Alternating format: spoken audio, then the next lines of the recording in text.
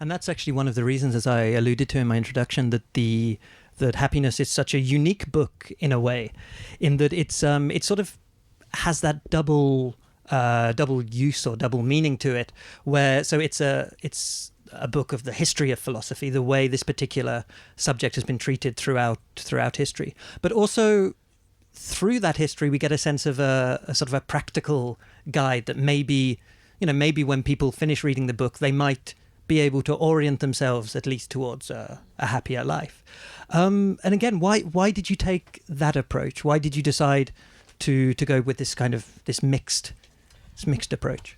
I think it was more interesting to to transmit an history philosophy and to know all the main debates about the subject of happiness, and to show that Schopenhauer doesn't believe in happiness, and he explained why, and why Spinoza believe it's the most important thing in life. And there are many debates in the history of philosophy about happiness. So I would like to, my first aim was to show all those debates, and also I think it was interesting when I explained the point of view of a philosopher to try to give practical advice.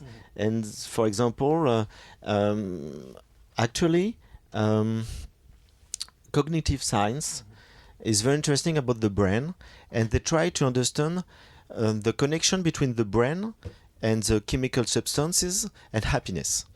And they discover that when people are very concentrated on the present time, the brain produce chemical substances like dopamine and serotonin, which give well-being.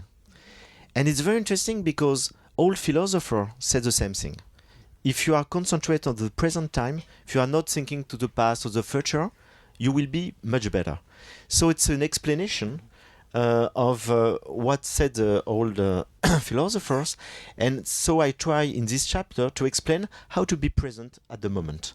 So I think it's a good practical example, but it can be explained by science and philosophy.